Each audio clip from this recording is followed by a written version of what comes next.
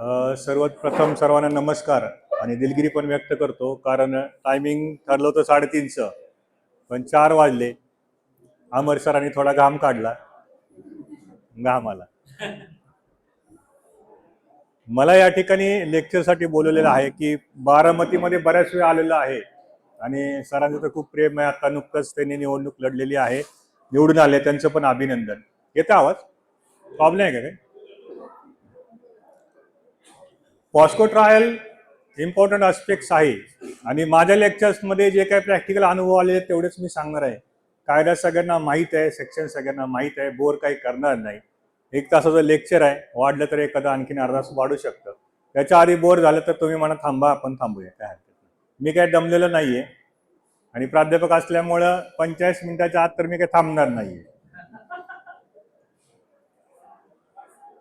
कसं असतं, कोणताही कायदा येतो, 2012ला पॉस्को नावाचा कायदा आला. त्याच्या आधी आयपीसी होताच आपला, 76 सेक्शन्स होते. 76 सर काहीतरी प्रॉब्लेम आहे ना माहिती कमी जास्त.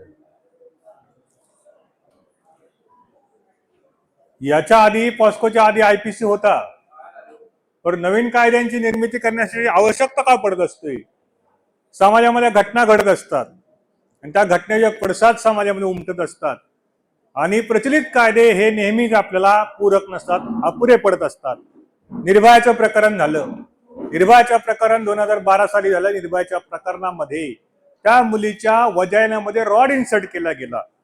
आणि आयपीसी मध्ये डेफिनेशन काय होती? पेन man insert penis into vagina of woman. फक्त पेनिस इन्सर्ट केलं तरच रेप होत होता. रॉड इन्सर्ट केल्यानंतर आता डेफिनेशन गरजेची झाली बदलणं. काही लोक फिंगर इन्सर्ट करतात. फिंगर इन्सर्ट काय रेप मध्ये मोडत नव्हतं. अशा प्रकारच्या घटना घडत गेल्या, त्याचे पडसाद उमटत गेले. म्हणून कायदा हा नेहमी प्रवाही गोष्ट असते आणि कायद्यामध्ये बदल हे नेहमी अनुषंगाने समाजाच्या, तसं आपण युनायटेड नेशन्सला एक आपण सदस्य आहोत आणि युनायटेड नेशन्स जे ह्युमन राईट वरती आणि चाइल्ड प्रोटेक्शन वरती काम करतं, त्यांची युनोची नॅशनल चाइल्ड प्रोटेक्शन ऍक्ट नावाची एक कमिटी आहे आणि त्या युनोच्या कमिटीचे आपण सदस्य आहोत. त्यांच्यामध्ये बायलॅटरल ॲग्रीमेंट, मल्टीलॅटरल ॲग्रीमेंट्स असतात आणि युनोच्या सांगण्याप्रमाणे आपल्याला भारतामध्ये कायदे करावे लागतात. आयपीसी मध्ये ॲडल्ट चाइल्ड बायफर्केशन नव्हतं. आयपीसी मध्ये मेल चाइल्ड, फिमेल चाइल्ड बायफर्केशन्स नव्हतं. त्याच्यामुळं या सगळ्या गोष्टींसाठी आपल्याला नवीन कायदा आणावा लागला आणि हा पॉस्को नावाचा ऍक्ट 2012 साली आला. आता बघा, या कायद्यामध्ये नायसिटी काय आहे? सेक्शन 3, 4, 7, 8, 11, 12 3 सेक्शन्स आहेत. म्हणजे पेनिटेटिव्ह सेक्शुअल असॉल्ट म्हणजे काय? रेप झाला, सेक्शन 3, 4. पेनिटेटिव्ह सेक्शुअल असॉल्ट नाही झालं, पेनिटेशन नाही झालं, पण ब्रिस्टला टच केलं, प्रायव्हेट पार्टला टच केलं, अनेसला टच केलं, दॅट इज सेक्शुअल असॉल्ट. फरक बघा. Non penetrative sexual assault, sexual assault. आणि टच नाही केलं पण त्याला एखादी पोर्नोग्राफिकल व्हिडिओ दाखवला, त्या माणसाला इशारे केले, त्या मुलीला इशारे केले, आणि या संदर्भामध्ये मग सेक्शुअल हॅरॅसमेंटचा कायदा 3 कायदे आहेत. सगळ्यांना माहिती असतं. आता JMMC करणारे स्टुडंट्स आहेत किंवा एडीजे करणारे स्टुडंट्स पण आहेत. मी बऱ्याच जणांचे क्लास घेतो. बघा कसं असतं, 3 वर्ष, 5 वर्ष, 7 वर्ष, 10 वर्ष लाईफ पनिशमेंट, डेथ पनिशमेंट असे प्रकार असतात. कधी तुम्ही ऐकले का 4.5 वर्षाची पनिशमेंट आहे? कधी 6 वर्षाची पनिशमेंट ऐकली का? कधी तुम्ही 8 वर्षाची पनिशमेंट ऐकली का? नाही. लक्षात ठेवताना काय करायचंय? ग्रॅव्हिटी ऑफ ऑफेन्स असेल तर पनिशमेंट जास्त आहे, ग्रॅव्हिटी कमी झाली की पनिशमेंट कमी आहे. मग सेक्शुअल हॅरॅसमेंट झाली, सेक्शुअल असॉल्ट विथ पेनिट्रेशन झालं तर लाईफ पनिशमेंट आहे, तर आपल्याला कळतं. बरोबर.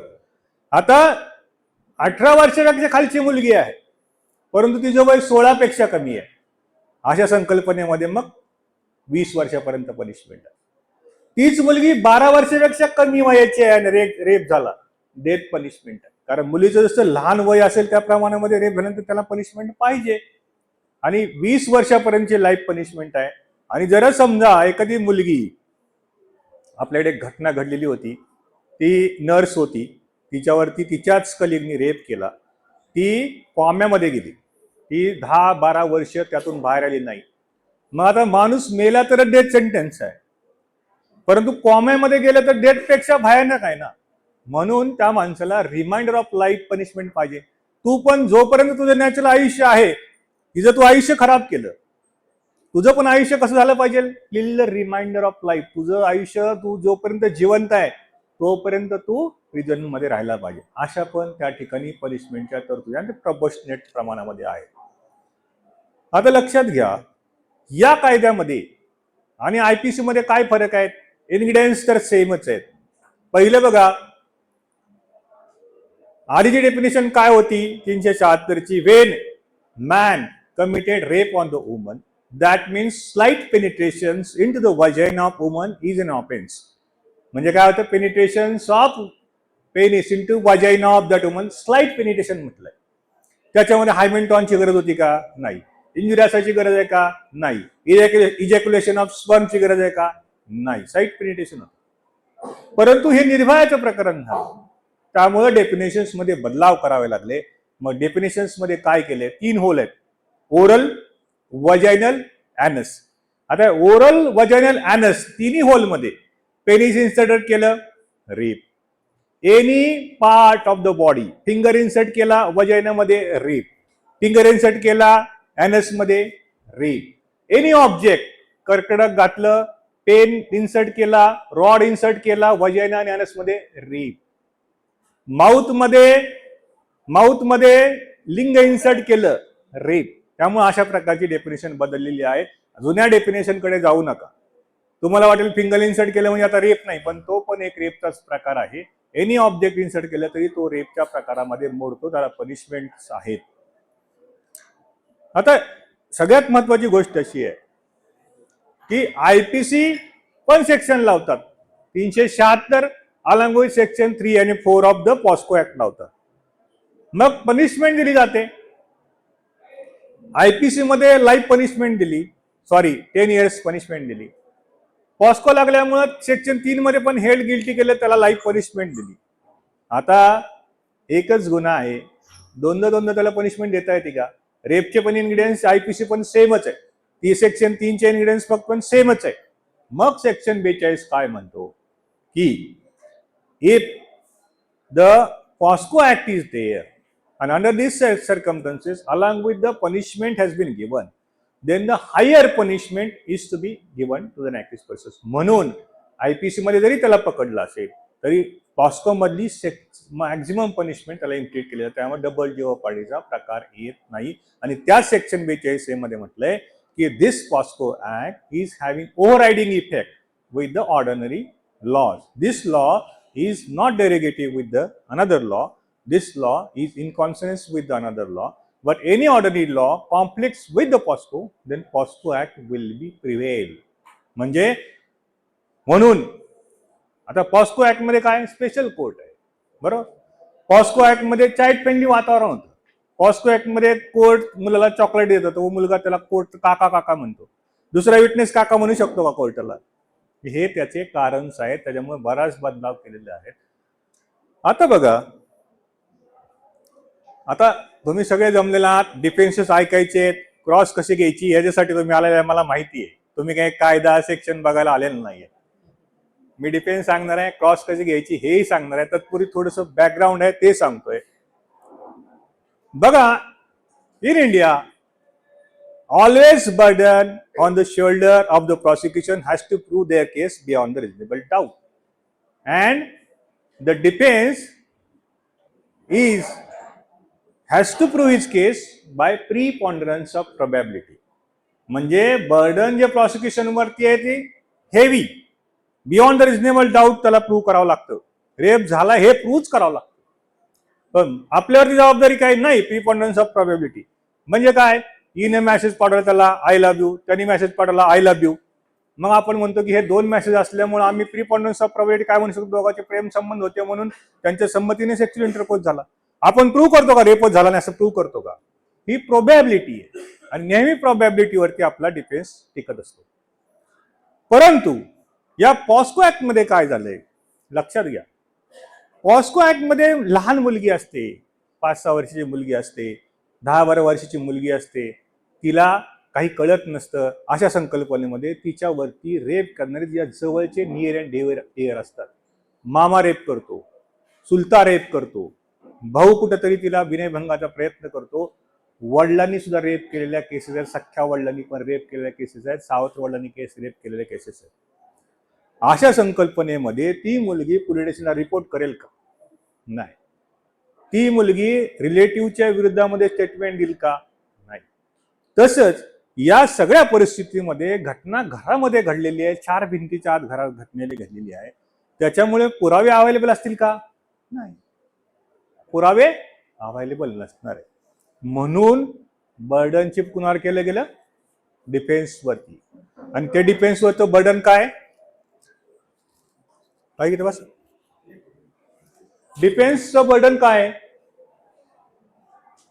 हे बघा, प्रिझम्पशन कार्व आउट केलं गेलं. सेक्शन 29 आणि सेक्शन 30 काय म्हणतो? सेक्शन 29 ऍक्टस रिया आणि मेन्स रिया आपल्याला सगळ्यांना माहित आहे. म्हणजे मी खून केला, चाकू बोकसला, ऍक्टस रिया. परंतु माझा मेन्स रिया काय? पॉलिटिकल भांडणं होती म्हणून मी त्याचा चाकू घेऊन मर्डर करण्याच्या उद्देशाने, इंटेन्शनने मी त्याचा मर्डर केलाय. Actus reus plus mens rea is a crime. मग सेक्शन 29 काय म्हणतो? की it is presume that the accused has committed this act, that is rape, unless contrary has been proved. म्हणजे काय? कोर्टाने प्रिझ्युम करायचंय. काय प्रिझ्युम करायचंय? की याच आरोपीने रेप केला हे प्रिझ्युम करायचं. शाल प्रिझ्युम म्हटलं. कधीपर्यंत? की जोपर्यंत कॉन्ट्री फॅक्ट्स प्रूव्ह करत नाहीत. म्हणजे कोणी फॅक्ट कॉन्ट्री प्रूव्ह करायच्यात? डिफेन्सनी प्रूव्ह करायचे. म्हणून ते प्रिझम्पशन कुणावरती शिफ्ट होतं? आरोपीवरती शिफ्ट होतं. मग लक्षात घ्या, आपल्याला माहित आहे शाल प्रिझ्यूम, मे प्रिझ्यूम, कन्क्लुझिव्ह प्रूफ, या सगळ्या गोष्टी आपल्याला माहित आहे. मग प्रिझम्पशन आहे, जसं आपल्याकडं हुंडाबळीच्या केसेस असतात, त्याच्यामध्ये प्रिझम्पशन आहे 7 वर्षाच्या आतमध्ये मेली तर ते प्रिझम्पशन, सासू सासऱ्यांनी नवऱ्याने तिला मारलं असं प्रिझम्पशन आहे 7 वर्षाच्या. तसं सेम प्रिझम्पशन याच्यामध्ये काय आहे की आरोपीनीच ती घटना केलेली आहे पकडलेल्या, आणि त्यांनी ते एक्सप्लेन करायचं की मी ते केलेलं नाहीये. मग आता बघा, प्रिझम्पशन हे गृहीतक आहे आणि इंडियामध्ये असलं कुठलंही गृहीतक नाहीये की जे आपल्याला रिबूट करता येत नाही. रिबूट करणं म्हणजे काय? खोडून काढणं. बघा 138 मध्ये प्रिझम्पशन आहे, 118चं प्रिझम्पशन आहे, 129चं प्रिझम्पशन आहे. जर एखाद्या माणसाला चेक दिला असेल आणि सिग्नेचर ऍडमिट केली असेल तर प्रिझम्पशन काय? That cheque has been issued toward the discharge of legal liability. Presumption आहे. एखाद्याने चोरी केली, चोरीची वस्तू खिशामध्ये सापडली तर प्रिझम्पशन काय? ही हॅज कमिटेड, असं प्रिझम्पशन आहे. परंतु भारतामध्ये proved till he is innocent, innocence is a criteria. म्हणजे जोपर्यंत गुन्हा साबित होत नाही तोपर्यंत इनोसन्स असंच प्रिझम्पशन आहे. परंतु हे रिव्हर्स बर्डन का टाकलं गेलं? इंडियामध्ये every case has to be proved beyond the reasonable doubt by the prosecution, that is the law. But why there is exception carved out in this case of POSCO Act? Because I have already narrated you that की ह्या घटना ज्या घडतात 4 चौकटीमध्ये घडतात, पुरावे available नसतात, म्हणून ते बर्डन आरोपीवरती शिफ्ट केलेले. आरोपीने सांगायचं की मी कसं केलेलं नाहीये. मग याचा अर्थ प्रिझम्पशन आहे म्हणजे प्रॉसिक्युशनच्या खांद्यावरची जिम्मेदारी संपली आहे का? Though there is a presumption, but that doesn't exonerate, word exonerate the duty of prosecution to prove their case. म्हणजे काय? प्रिझम्पशन जरी असलं तरी प्रॉसिक्युशनची ड्युटी संपत नाहीये. मग प्रॉसिक्युशनने काय करायचंय? Basic foundation of facts has to be proved by the prosecution. मग काय होतं? Basic foundation of the facts prove केल्या प्रॉसिक्युशनने, बर्डन आरोपीवरती शिफ्ट झालं. मग आरोपीवरती बर्डन शिफ्ट झाल्यानंतर आरोपीने ते फॅक्ट्स खोडून काढल्या तर ऍक्विटल, नाही खोडून काढल्या कन्व्हिक्शन. पण बर्डन शिफ्ट होण्याच्या पूर्वी कुणाची जिम्मेदारी आहे? प्रॉसिक्युशनची आहे. आता त्यात तो 2 बेसिक फाउंडेशन ऑफ फॅक्ट्स काय की पॉस्को लागतो कधी? मुलीचं किंवा त्या मुलाचं वय 18 पेक्षा कमी असेल तर पॉस्को लागतो. अदरवाईज रेपची केस 76ची 376ची प्लेन. आणि दुसरी फॅक्ट्स काय? रेप झाला हे प्रूव्ह करावं लागेल. रेप झाला नसेल तर पॉस्को लागणार नाही. त्यामुळे प्रॉसिक्युशननी एखादी व्यक्ती एक्झामाइन केली विक्टीम आणि ती म्हणते माझी बर्थ डेट अमुक अमुक आहे, त्या दिवशी ज्यावेळेस रेप झाला त्यावेळेस माझं वय 18 पेक्षा कमी होतं. फॅक्ट्स प्रूव्ह केली गेली. दुसरी फॅक्ट काय प्रूव्ह केली, माझ्यावरती ह्या आरोपींनी रेप केला. आता रेप केला म्हणजे कसं होतं, आता बघा प्रॉसिक्युशन साईडने पण बऱ्याच केसेस मी अमर सरांनी चालवल्यात. असं म्हटलं तर चालेल का, तो आला आणि तो माझ्या अंगावर झोपला, अरे जामून तो रेप? नो. अंगावरती झोपला म्हणजे रेप होत नाही. आणि प्रॉसिक्युशन असेल, आपण ओरिजिनल कंप्लेंट असेल, तर लेडीज कितीही लाजणारी असेल तरी तिला कोर्टापुढे सांगावं लागेल त्यांनी त्याचं लिंग माझ्या लिंगामध्ये घातलं. हे जर वर्ड नसेल तर सेक्शन 374 लागणार नाही. Otherwise it's amounts to outraging modesty of woman 354. Attempt to रेपची संकल्पना आता जजमेंट आलं मध्ये. कपडे काढले स्त्रीचे आणि तिच्या स्तनांना हात लावला, अंगावर झोपला म्हणून 376 होणार नाही असं जजमेंट आलं सुप्रीम कोर्टाचं. आणि खाली मग घाण घाण कॉमेंट्स कुणाच्या, पब्लिकच्या. आता पब्लिक कॉमेंट्स करणारच आहे, पण वकील म्हणून आपल्याला हे तरी माहित पाहिजे की slight penetration of is important. Slight penetration तरी पाहिजे, अदरवाईज 376 प्रूव्ह होत नाही. त्यामुळे चीफ एक्झामिनेशन घेताना आपण ओरिजिनल कंप्लेंटकडे असाल तर त्याच्यामध्ये त्या मुलीला स्ट्रिक्टली सांगायला लावायचं की याच्यामध्ये स्लाइट पेनिट्रेशन झालं, हे तुला सांगावं, तुझ्या भाषेमध्ये सांग. पेनिस इंटू वजेना सांग, माझं लिंग तुझ्या लिंगामध्ये घातलेलं तुला त्या ग्रामीण भागातल्या भाषेमध्ये सांग, पण त्या गोष्ट सांगावी लागेल. फर्स्ट म्हणजे काय झालं, first fact is to be proved that there is a insertion. Second thing is that the victim is below the age of 18 years. Then these two facts has been proved, then burden shifts on the shoulder of the defense. आता बघा 18 जे वय आहे ते prove करायचंय, जिम्मेदारी कुणाची आहे, प्रॉसिक्युशनची आहे. मग आता हे 18चं वय प्रूव्ह कसं करायचं, याच्यामध्ये बराच उहापोह आला. मी माझं राशी भविष्य त्या कोर्टामध्ये दिलं, राशी भविष्यामध्ये माझी 4 सप्टेंबर तारीख दिली. राशी भविष्यावरून माझं बर्थ डेट प्रूव्ह होणार आहे का? माझं आधार कार्ड दिलं, माझं पॅन कार्ड दिलं, बरेच गोष्टी असतात, लग्नाची पत्रिकेमध्ये सुद्धा बर्थ डेट असते. मग कुठलंही डॉक्युमेंट दिलं म्हणजे बर्थ डेट प्रूव्ह होते का? नाही होत. म्हणून सुप्रीम कोर्टाने काय केलं, जर्नेल सिंग वर्सेस स्टेट, काय लिहून घेऊ नका, सगळं त्या तुमच्या ह्या नोट्स दिलेल्या आहेत मी, त्याच्यामध्ये हे सगळं दिलेलं आहे, तुमच्यासाठी आणलेलं आहे, 50-60 कॉपी आहेत, झाल्यानंतर वाटूया. Jarnail Singh versus state of वेट मध्ये सुप्रीम कोर्टाने काय सांगितलं, तुम्ही एज कसं प्रूव्ह करायचं, as per the juvenile justice act. त्याच्यामध्ये 2017ला रूल्स तयार केले गेले, रूल्स आणि सेक्शन 65 जो आहे ज्युव्हेनाइल जस्टिस ऍक्टचा आणि रूल्स आहेत त्याच्याप्रमाणे, त्या रूल्स प्रमाणे ज्युव्हेनाइल जस्टिस ऍक्टच्या रूल्स प्रमाणे तुम्ही ते एज प्रूव्ह करायचं. कशाची हेल्प घेतली, ज्युव्हेनाइल जस्टिस ऍक्टची हेल्प घेतली. त्या रूल्स मध्ये आणि त्या सेक्शन्स मध्ये काय म्हटलंय, पहिलं डॉक्युमेंट कोणतं, birth certificate issued by corporations और ग्रामपंचायत. ग्रामीण भागामध्ये ग्रामपंचायत, इकडे कॉर्पोरेशन्स आहे. दुसरं सर्टिफिकेट काय, school living certificate of 10th and 12th, म्हणजे 12वीचा आपला दाखला आणि 10वीचा दाखला. आणि हे नसतील तर ऑसिफिकेशन टेस्ट. या तिन्ही व्यतिरिक्त तुम्ही पॅन कार्ड दिलं, आधार कार्ड दिलं, तुमची होरोस्कोप दिली, तुमची लग्नाची पत्रिका दिली, तुमचं राशी भविष्य दिलं, तर बर्थ डेट प्रूव्ह होत नाही, लक्षात घ्या. आता काय होतं की बर्थ सर्टिफिकेट मध्ये आणि स्कूल लिव्हिंग सर्टिफिकेट मध्ये काय फरक आहे बघा. सेक्शन 34 जो आहे पॉस्को ऍक्टचा त्याच्यामध्ये सांगितलं या सगळ्या गोष्टी, आणि सेक्शन 35 जो आहे इंडियन एव्हिडन्स ऍक्टचा आणि section 75 of Indian evidence act, दोन सेक्शन्स महत्वाचे आहेत. सेक्शन 35 काय म्हणतो की any entry which is done by the public servant during discharging of his official duty are relevant. म्हणजे काय, बर्थ आणि रजिस्ट्रेशन, डेथ आणि बर्थ आणि सत्व ऍक्ट आहे, त्याच्याप्रमाणे कॉर्पोरेशन्स मधला एक अधिकारी बसलेला असतो. मला मुलगी झाली तर ज्याला मुलगी झाली त्या बापाने जायचं, वडिलांनी जायचं, त्याप्रमाणे त्यांनी इन्फॉर्मेशन द्यायची, रजिस्टर केलेलं असतं. आणि त्या रजिस्टरमध्ये एक एंट्री असते की अमुक अमुक सचिन झालटे नावाच्या व्यक्तीला मुलगी झाली, आणि त्याच्यामध्ये माझं जे नाव आहे इन्फॉर्मेशन करणारा सचिन झालटे, त्याची सही आणि डेट पाहिजे.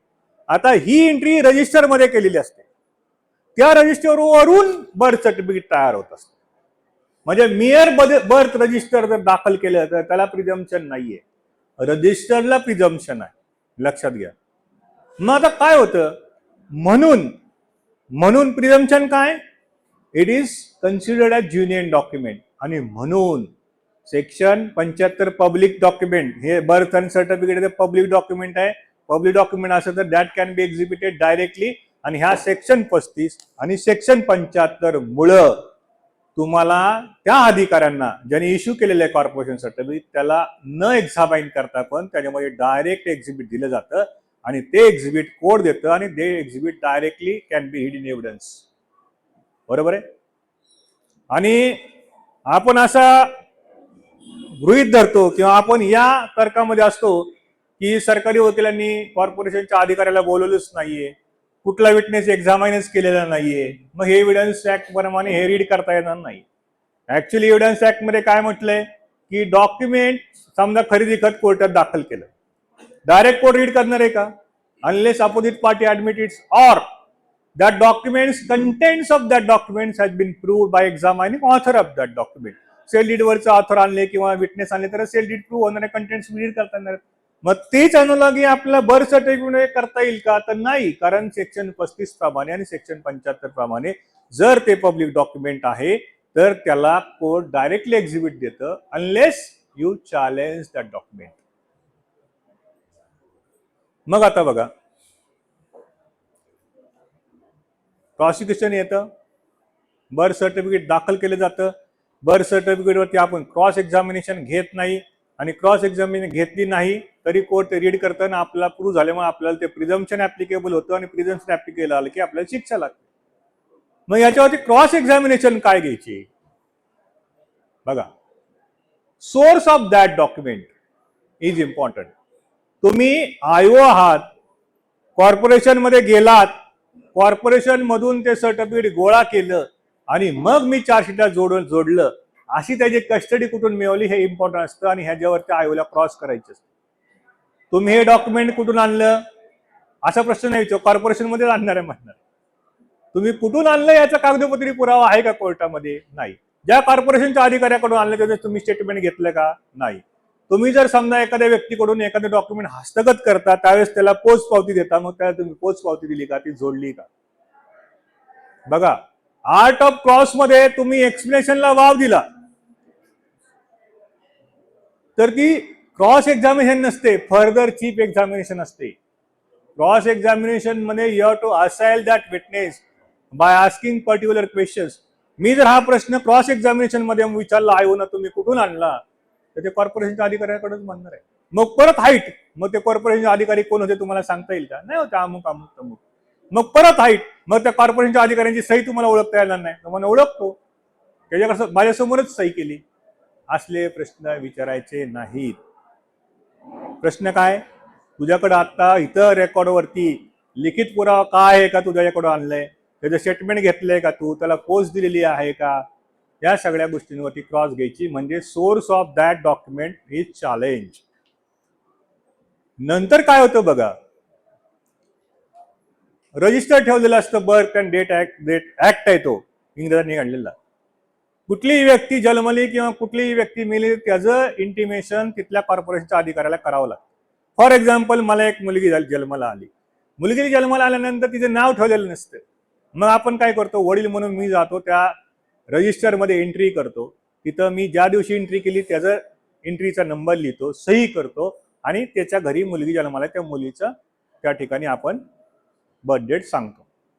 आता ही बर्थ डेट कशावरून सांगितली, मुलगी दवाखान्यामध्ये जन्माला आली, दवाखान्याने डिस्चार्ज पेपर घेतले आणि यांना हे डिस्चार्ज पेपर अनेक्स करायचे, ज्याने ती एंट्री केली त्याची सही घ्यायची, ते डॉक्युमेंट्स मध्ये ती जी बर्थ डेट आहे ती रजिस्टरमध्ये एंट्री करायची आणि त्या एंट्री केल्यानंतर तुम्ही जे सर्टिफिकेट इश्यू केलेलं आहे ते सर्टिफिकेट कधी इश्यू केलं त्याची एंट्री करायची.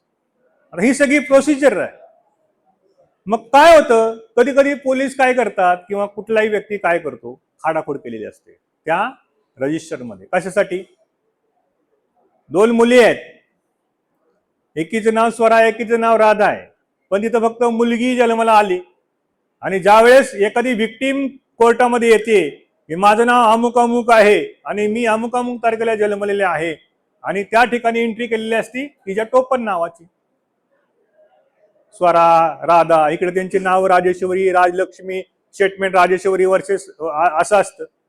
आता ती जी राधा आहे किंवा जी स्वरा आहे तीच राजेश्वरी आहे, तीच राजलक्ष्मी, हे कुणाची ड्युटी आहे? प्रूव्ह करायचं प्रॉसिक्युशनची ड्युटी आहे.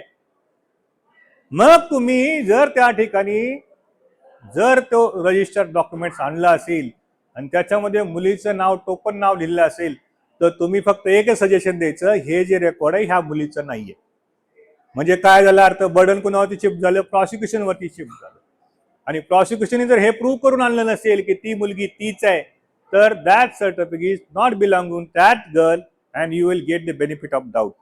तुम्ही हा प्रश्न नाही विचारायचं तुझ्या मुलीचं नाव काय, तू घरी काय म्हणतो, तिचं टोपण नाव काय, म्हणजे तुम्हीच कन्फर्म करून घेता तुमची केस. आणि तुम्ही जर कंप्लेंट करून असाल तर तुमची जबाबदारी काय? Explanation is to be brought on record by asking certain questions. बरोबर आहे, तुझ्या मुलीचं नाव अमुका अमुका आहे, तिला घरी काय म्हणतात? राधा. म्हणजे बर्थ सर्टिफिकेटच्या तुझ्या रजिस्टरवरती नाव काय आहे? राधा. शाळेमध्ये काय नाव आहे? राजलक्ष्मी. मग राजलक्ष्मी म्हणजे कोण आहे? राधा. हे एक्सप्लेनेशन तुम्हाला रेकॉर्डवरती आणावं लागेल, otherwise your case will be spoiled. आणि डिफेन्स कडून असेल तर गप्प बसायचं. एक्सप्लेनेशन स्वतःचे स्वतः आणायचं नाहीये. Art of cross examination is a double edged sword. दुधारी तलवार आहे. Either cuts the neck of opposite party, either cuts your hand. मग क्रॉस एक्झामिनेशन आपले हात कापून घेण्यासाठी नाहीये. क्रॉस एक्झामिनेशन समोरच्याचं नाक कापायसाठी, मान कापायसाठी आहे. आपणच आपली केस डॅमेज करून घ्यायची नाही. पहिले काय आलं? सोर्स ऑफ, दुसरं एंट्री, तिसरं काय? कधी कधी त्याच्यावरती ना त्या रजिस्टर वरती बाइंडिंग काय? ज्यांनी इन्फॉर्मेशन दिली त्याचं नाव आणि त्याची सही आणि खाली डेट. मग ज्यांनी इन्फॉर्मेशन दिली त्याचा कॉलम रिकामा असतो, कधी कधी सही रिकामी असते, कधी कधी डेटच नसते. मग काय क्रॉस घेणार आहे तुम्ही? याच्यामध्ये कोर्टाला पॉइंट आउट करायचं, याच्यामध्ये ज्यांनी इन्फॉर्मेशन दिली त्याचं नाव नाहीये, ज्याच्यामध्ये डेट कधी दिली, सही केली त्याची म्हणजे डेट नाहीये, त्याची सही नाहीये. जर ते सही असेल, डेट असेल, म्हणजे जी नोंदणीची तारीख असेल आणि माझं नाव असेल, हे तीन इन्ग्रेडियंट जर फुलफिल होत असेल तरच तो सेक्शन 35 लागू होईल ना, अदरवाईज नाही लागू होणार. मग त्या जर नसतील तर दिलेलं बर्थ सर्टिफिकेट पण त्या ठिकाणी रिलाय होणार नाहीये. आणि त्यामुळे तुम्ही हे सगळ्या गोष्टी तुम्ही करू शकता. आता काय होतं बघा,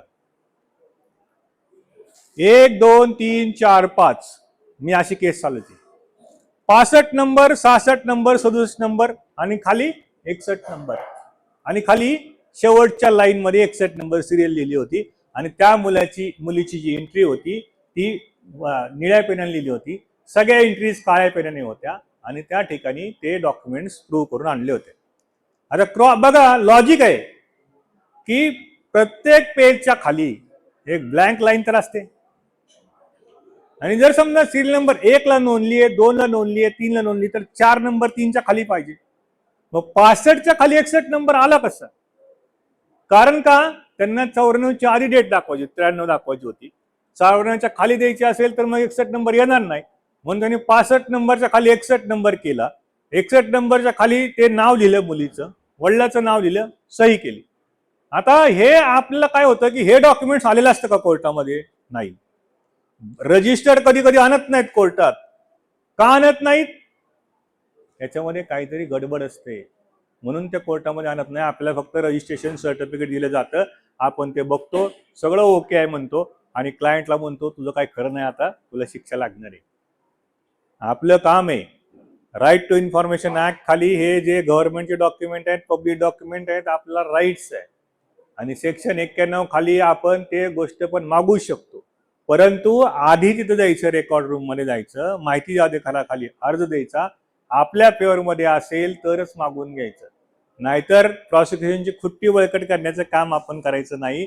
आधीच ते 91चा अर्ज लिहायचा, मागून घ्यायचं, नसलेलं डिफेन्स प्रॉसिक्युशनचे नसलेले पॉइंट प्लग करायचे, याच्यामध्ये अर्थ नाही. आपण ते आधी बघायचं. आम्ही मग ते सगळं राईट, मला हे डाऊट आला होता त्यानंतर मग आम्ही त्या संदर्भात राईट टू इन्फॉर्मेशन खाली ते सगळे मागून घेतले डॉक्युमेंट. त्याच्यामध्ये सिरियल नंबर 61 कळली, मग क्रॉस घेतली गेली त्याच्यावरती, जो तो रजिस्टर घेऊन आला होता त्या कर्मचाऱ्याची. मग लेंदी क्रॉस, रजिस्टर मेंटेन केलेलं असतं, हो. सिरियल नंबर मेन्शन करावं लागते, हो. ज्या दिवशी एंड झाला त्या दिवशी 65 नंबरच्या खाली लाईन वरून त्याच्या खाली सही करावी लागते कंप्लेंट. जरी दोन लाईन जरी राहिल्या असेल तर त्या 2 लाईनला आडवी रेघ मारावी लागते. ब्लँक परत कुणी काही पण करू शकतो ना, त्याला हो हो हो म्हणावं लागतं ना. हे सगळ्या प्रोसिजर्स आहेत. आणि 62 नंतर 61 सिरियल नंबर याचं काही कारण नाही. मग या सगळ्या गोष्टींवरती डाऊट क्रिएट होतो की यांनी ही, आणि परत सजेशन काय द्यायचंय बघा. तुमची क्रॉस ही झाली, बाबा तू किती साली कामाला होता, काम रजिस्टर मेंटेन करावं लागतं, हो. रजिस्टर पेज वाईज असतं, हो. सिरियल वाईज असतं, हो. जर काही ब्लँक राहिलं तर त्याच्यावरती काट मारायला लागते. त्याच्यामध्ये 65 नंबर सिरियल 64 नंबर सिरियल नंतर येत नाही, तशी आली तर तसा रिपोर्ट द्यावा, ही झाली क्रॉस. परंतु सजेशन काय आहे, माझं असं म्हणणं आहे, तू पोलिसाच्या सांगण्यावरून ही एंट्री सरकारी पक्षाला पूरक व्हावी म्हणून तू ती एंट्री केलेली आहे. आता हे काय झालं, सजेशन झालं. मी सजेस्ट करतोय तुला, जसं प्रॉसिक्युशन त्यांची केस सांगत असतं आपल्याला, तसं आपली पण केस प्रॉसिक्युशनला सांगावी लागते. कारण का, तुमचा जो डिफेन्स असतो, आता हा डिफेन्स आहे ना आपला, की ही एंट्री इन्सर्ट केली, हे डिफेन्स आहे तुमचा. मग हा डिफेन्स तुम्ही डायरेक्टली आर्ग्यू करू शकता का, नाही.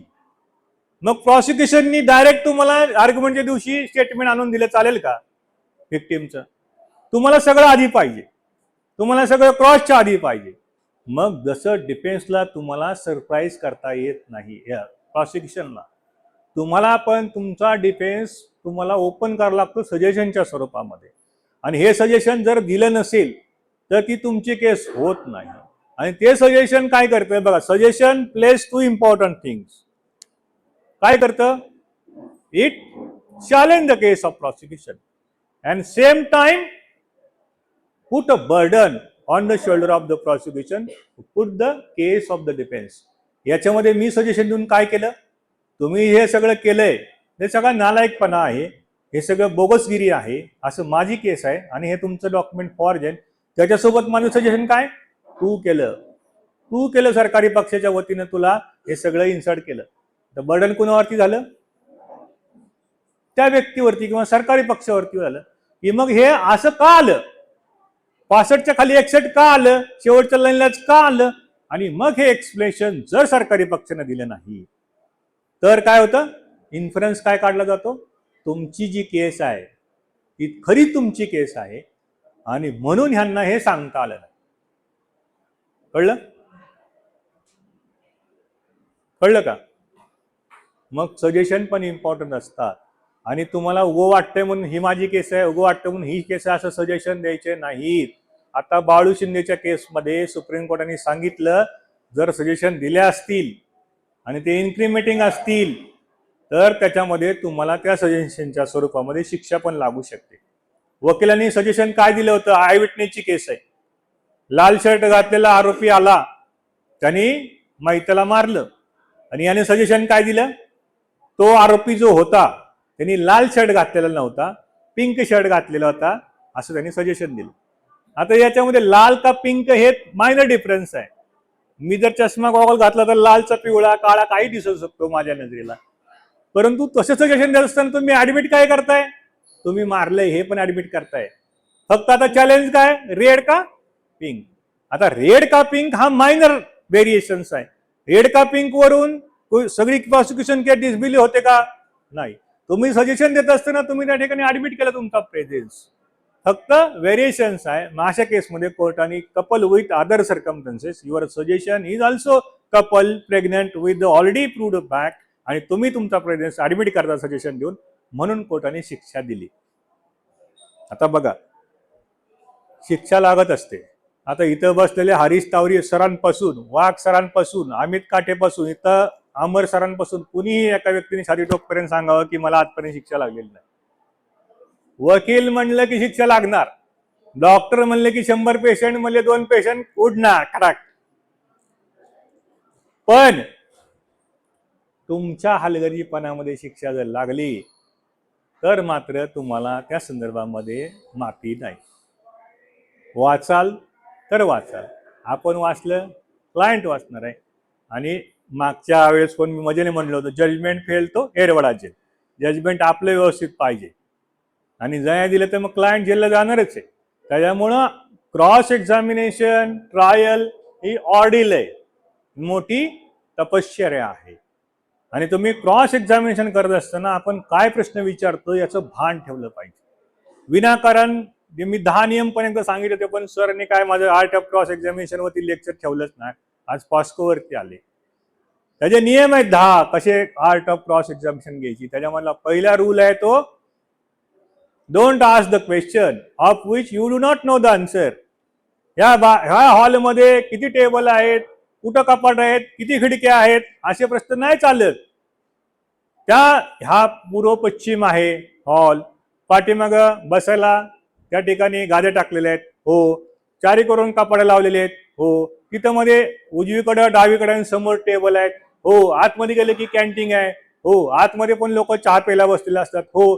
2 दरवाजे आहेत, हो. 4 खिडक्या आहेत, हो.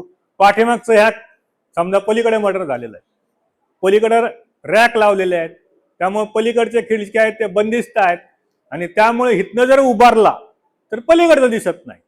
मग तो हो म्हणतो आणि मग ऍडमिशन्स येत असतो. तुम्ही त्याला पहिलेच विचारलं की हे बघ माझं म्हणणं हितनं बघितलं तिकडे दिसत नाही, तो म्हणणार नाही नाही तिथे खिडकी आहे, त्या टेबलवर चढलो होतो मी, असं वाकून बघितलं मला दिसलं. तुम्ही त्याला स्कोप का देताय? त्याच्यामुळं छोटे छोटे प्रश्न, लिडिंग क्वेश्चन्स हे इम्पॉर्टंट असतात. डायरेक्टली मेन मुद्द्याला हात घालायचा नाही. कळलं? म्हणजे कसं, आता बघा एक माणूस आहे, तो फर्ग्युसन कॉलेजच्या 4 नंबर गेटवरती आला, त्यांनी बघितलं एनी बीला मारला, अशी केस आहे. मी त्याला म्हटलं की तू एक 4 नंबर गेटवरती कशाला गेला होता? तो म्हणाल मी आमकामक चहा प्यायला गेलो होतो. मग तू कसं काय बघितलं? नाही मी जवळ गेलो, तुम्ही बघितलं. तुमच्या अंगडे येणारे क्रॉस आहे. काय विचारायचं असतं? तू सकाळी 6 वाजता उठतो, हो. तुला शिवाजीनगरच्या ऑफिसला जायचं असतं, हो. तू गाडीने जातो तुझ्या 2 व्हीलरवरती, अजून 2 व्हीलरचा नंबर जर असेल 302 असेल नंबर, तर त्याला वाटतं आपली खूप माहिती काढलेली आणि आपण खोटं बोलायला नको.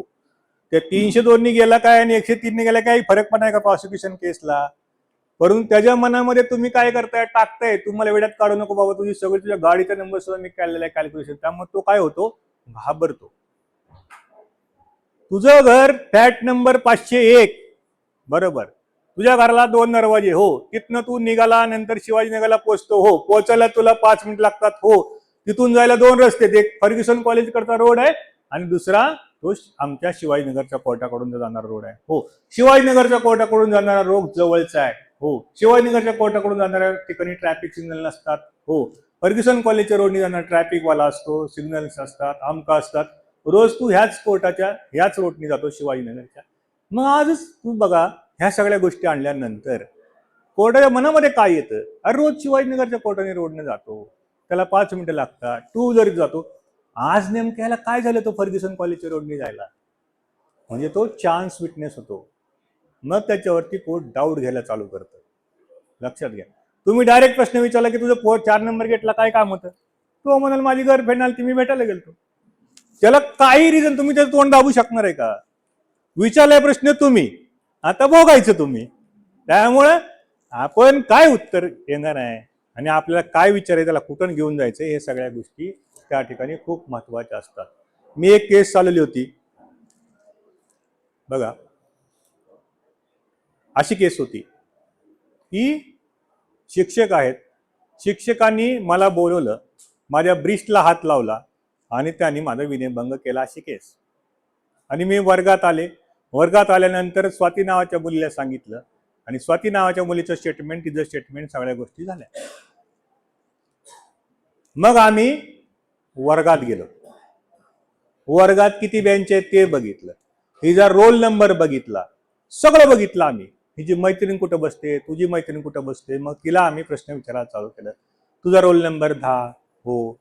तू हुशार आहेस, हो. तू पहिल्या वाकावरती बसते. कोण हुशार नाही म्हणणार आहे का? हो, आता हुशार आहे म्हणल्यावर पहिल्याच वाकावर बसते ना तू. हो. स्वाती जी आहे ती शेवटच्या वाकावर बसते. हो, तिचा रोल नंबर 30. हो, तुझ्या शेजारी स्नेहल नावाची मुलगी बसते. हो, शेजारी का बसते? तुझी खूप क्लोज फ्रेंड आहे. हो, मग तुझी क्लोज फ्रेंड आहे म्हणजे तू तिला सगळ्या गोष्टी डिस्क्लोज करते. हो, ती पाठीमागं जी बसते स्वाती, ती पाठीमागं का बसते? कारण तुझी चांगली फ्रेंड नाहीये, तिची खूप क्लोज फ्रेंड नाहीये, तिला सगळ्या गोष्टी तू शेअर करत नाहीये. त्या दिवशी ही तुझी जी मैत्रीण शेजारी बसते स्नेहल, ती त्या दिवशी होती. मग आता प्रोबॅबिलिटी बघा. मला ब्रिस्टला प्रेस केलंय, मी ह्याच्यामध्ये आले, कुठं शाळेमध्ये आले. पहिला किस्सा मी कुणाला सांगणार आहे? शेजारी बसलेल्या माझ्या मैत्रिणीला, जी माझी क्लोज फ्रेंड आहे. का शेवटच्या बाकड्यावरती जाऊन मी तिचं माझं काही संबंध नाही, ती माझी क्लोज फ्रेंड नाहीये, तिला मी डिस्क्लोज करेल का?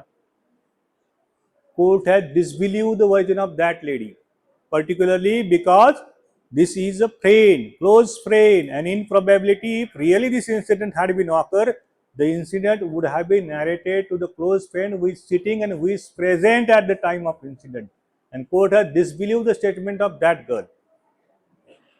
आणि मग परत काय, ती जी मुलगी आहे, अशी केस होती तिथल्या एका नगरसेवकांनी शाळेला त्रास देण्यासाठी, कारण त्यांच्या मुलाच्या ऍडमिशन्स वगैरे साठी खोटी केस केली, अशी आमची केस होती. मग त्या मुलीचं आम्ही रेकॉर्ड काढलं. ती नगरसेवकाच्या बहिणीची मुलगी होती. मग तिला प्रश्न विचारले, तुझा काका नगरसेवक आहे? हो. तुझी आई जी आहे त्याची बहीण आहे? हो. मामा असं मुलगा सगळं झाला. मग आता माझी केस नगरसेवकांनी मला फॉल्स इम्प्लिकेट केलं ह्या केसच्या ह्याच्यामध्ये रेप्युटेशन. आणि जर विटनेस जर नगरसेवकाची पुतणी किंवा मामी असेल तर court will believe that person, particularly in such a fact that she was not a close friend of that girl. So probability वरती काय वाटतं तुम्हाला? तुझं वाटायला पाहिजे की खरं आहे, कुणाला सांगणार आपण अशी गोष्ट घडलेली नाही. आणि त्यावेळेस मग क्रॉसमध्ये असं आणलं की त्यावेळेस टीचर पण हजर होता तिथं. तू रडत होती, तू सगळ्या लोकांना तुझं रडताना दिसत होती. रडत असेल तर मग टीचर विचारणार का बाळ काय झालं तुला? टीचरला नाही सांगितलं, टीचरचं स्टेटमेंट नाही, आणि डायरेक्ट त्या मुलीला विचारते डिसबिलीव्ह. आणि लक्षात घ्या, याच्यामध्ये 29 आणि 30चं प्रिझम्पशन जे आहे ते परत शिफ्ट होतं. त्यानंतर मग काय होतं? प्रिझम्पशन कसं असतं? रिबुटेबल, प्रीपॉन्डरन्स ऑफ प्रोबॅबिलिटी. आता प्रिझम्पशन रिबूट होतं कसं होतं बघा. Sachin Bairam Kakade versus state of महाराष्ट्राची केस आहे, 2018, page number 4049, all MR criminal. म्हणजे खरंच ते आहे बरं का, मी असं उगम मुगम नाही सांगितलं, रोज शिकवतो पण मला ते तोंडपाठ आहे.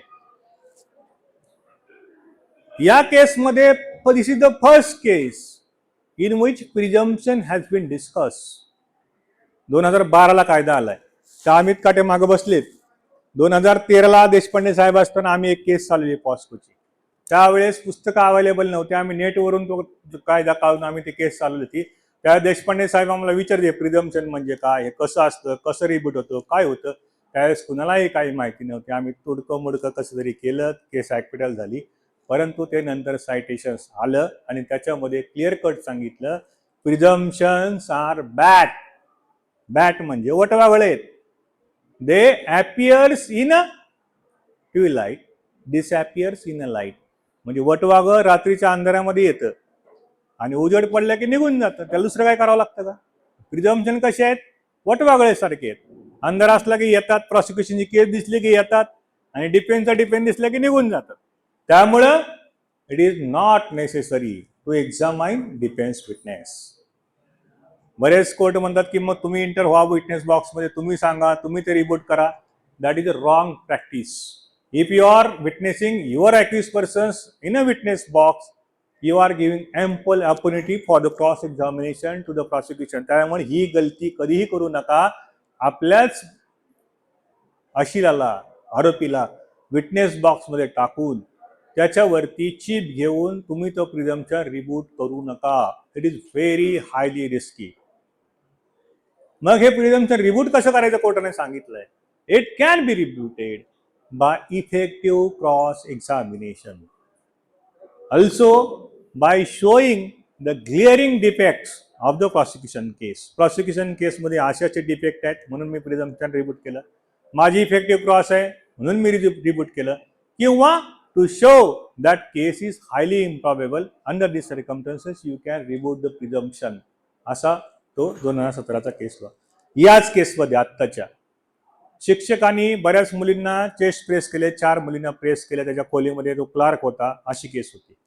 आणि 4ही मुलीचे स्टेटमेंट होते, त्याला आरोपीला अटक केली गेली होती. सगळं आमच्या विरोधामध्ये एकही गोष्ट हॉस्टाईल होण्यासारखी नव्हती. मग आम्ही त्या शाळेमध्ये व्हिजिट केली. बघा, शाळेमध्ये स्पॉटला व्हिजिट खूप इम्पॉर्टंट आहे. मी बऱ्याच व्याख्यानामध्ये सांगतो, आपण आळशीपणा करतो. तिथं गेल्यानंतर मला पहिलं काय दिसलं, सजेशन बॉक्स. कोणाची तक्रार असेल तर सजेशन बॉक्समध्ये पीटीमध्ये तुमच्या सजेशन टाका, तुमचं नाव डिस्क्लोज केलं जाणार नाही. दुसरी गोष्ट मला काय दिसली, सीसीटीव्ही कॅमेरा. तिसरी गोष्ट काय दिली, त्याच्यावरचा जो सीसीटीव्ही कॅमेराचा जो स्क्रीन आहे तो प्राचार्याच्या टेबलमध्ये. मग आम्ही क्रॉस घेतली PSIची, त्या इन्व्हेस्टिगेशन ऑफिसरची. तिथले फोटो काढले. मॅडम, शाळेला तुम्ही व्हिजिट दिली? हो. नाही कशी म्हणणार आहे? स्पॉट पंचनामा केला? हो. आणि पोलीस नेहमी काय करत असतात, सपरेशन ऑफ मटेरियल फॅक्ट्स. पंचनाम्यामध्ये सीसीटीव्ही होता लिहिलेलं नव्हतं. आणि मी जर नुसत्या पंचनाम्यावरती जाऊन जर केस चालवली असती तर the result would be different. I visited and I realise that there is a CCTV camera install outside the office of that clerk. मग मॅडमना ते फोटो दाखवले. म्हणलं, मॅडम हीच ती जागा? हो. हेच ती रूम? हो. त्याच्या आतून गेले की ती माणूस ती 2 नंबर बेंचवरती बसले? हो हो हो हो हो. मग आता सगळं तर मी होऊन म्हणून बसले. आणि वरचं मग म्हणलं, बघा हे सीसीटीव्ही कॅमेरा आहे याच्या पिक्चरमध्ये, आणि त्यात हा सीसीटीव्ही कॅमेरा इन्स्टॉल केलेला होता. हो म्हणा लागला तिला. मी डायरेक्ट जर म्हटलं असतं बिना ते फोटोग्राफ्स न काढता, मॅडम तिथं सीसीटीव्ही कॅमेरा आहेत, ती म्हणली असती नाहीये. आणि त्याला मला काउंटर चेक करायला काय होतं का? मग आता पुढची क्रॉस बघा. तुम्ही द्या उत्तर. तुम्ही आयो समजून द्या. तुम्हाला याची कल्पना आहे की सीसीटीव्ही फुटेज हा बेस्ट एव्हिडन्स असतो? द्या उत्तर. हो. नो. नाही. कोण म्हणणार आहे नाही? मग सीसीटीव्ही फुटेज हा बेस्ट एव्हिडन्स असतो. आपल्याला तुमच्या ट्रेनिंगमध्ये, कोर्टाच्या गाईडलाईन्समध्ये वरिष्ठांनी सांगितलंय बेस्ट एव्हिडन्स गोळा करायचा असतो. हो. मग तुम्ही सीसीटीव्ही फुटेज चेक केलं का? आता मी बघायला काय फक्त काय ते काय नवरी मुलगी आहे का, चहा पाण्याचा कार्यक्रम झाला आले रिटर्न? सीसीटीव्ही फुटेज बघून चेक करणं गरजेचं आहे असं तुम्हाला जाणवलं का? हो. चेक केलं का? हो.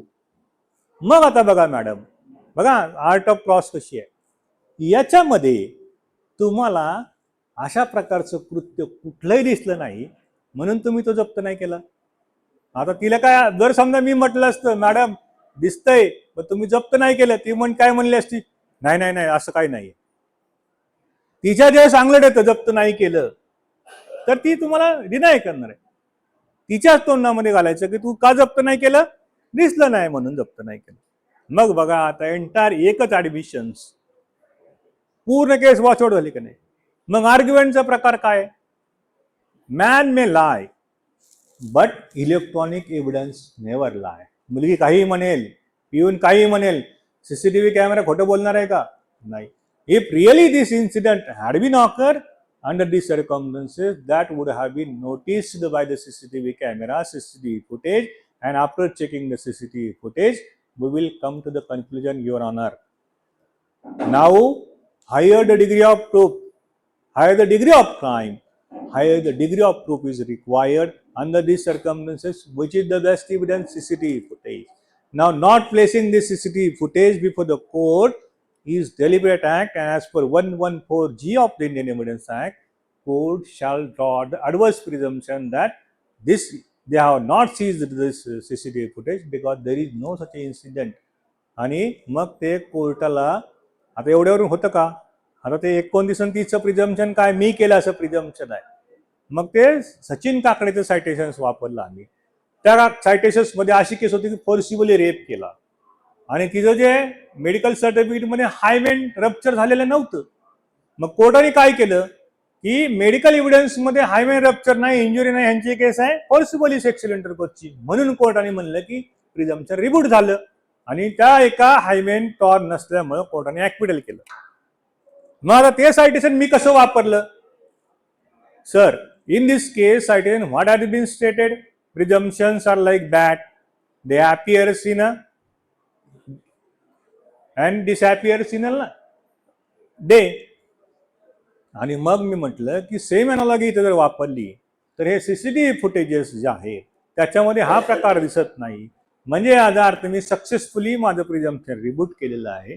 त्याच्यामुळे 19चं प्रिझम्पशन मी रिबूट केलेलं आहे आणि court has observe this things and court has acquitted me while observing that there is no CCTV footage and also due to that presumption has been reported successfully on probability and court has given a benefit of doubt.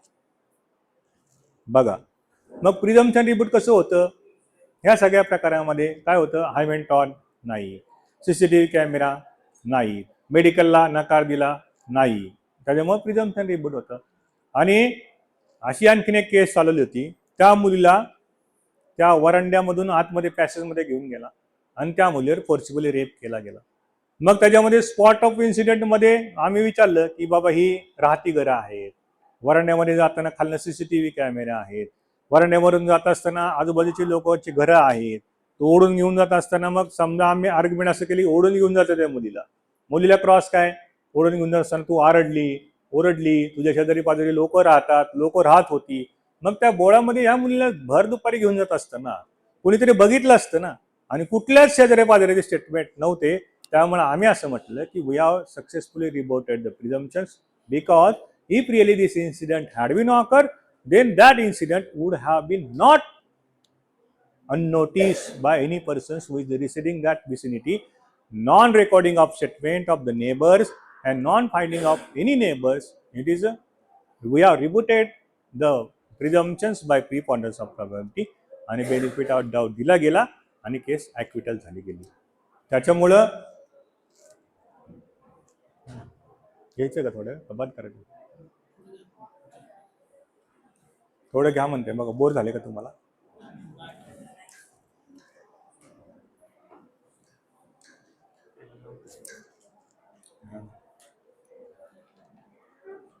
म्हणून काय बघा, instructions proper घ्यायचे, place visit करायची, chargesheet बघायचं, defence ठरवायचा आणि त्याप्रमाणे cross examination घ्यायची. कळलं? मग आता या पॉस्कोच्या अनुषंगाने थोडंसं डीएनएचा पार्ट आपण घेऊया. डीएनएचा आता रिसेंटली एक सायटेशन आलेलं आहे. काय बघा, डीएनए जो आहे तो मेडिकल इव्हिडन्स आहे आणि मेडिकल इव्हिडन्स हा नेहमी कॉरबेटिव्ह पीस ऑफ इव्हिडन्स असतो. फक्त डीएनए पॉझिटिव्ह आला म्हणून शिक्षा लागत नसते. जर मुलगी बोलली की या आरोपीने माझ्यावरती रेप केलेला आहे आणि त्या आरोपीचा डीएनए जर मॅच झाला तर that would be the different thing. पूर्ण मॅटर होस्टाईल आहे. मुलगी काही सांगत नाही, सरकारी म्हणजे प्रॉसिक्युशन कुठले विटनेस तपासत नाही, फक्त डीएनए रिपोर्टवरती शिक्षा देता येत नाही कारण that is not substantial piece of evidence, it is a corroborative piece of evidence. मग तुम्हाला असे पण सायटेशन सापडतील की मुलगी होस्टाईल झालेली आहे परंतु डीएनए वरती मॅच झाला म्हणून शिक्षा दिलेली आहे. तर ती होस्टाईल होण्याची पद्धत वेगळी असते. मुलगी म्हणते की माझ्यावरती रेप झाला, मुलगी म्हणते हा सगळा प्रकार झाला, परंतु आता मला तो आरोपी तोच आहे का नाही मला कळत नाही कारण प्रकार अंधारामध्ये घडलेला होता.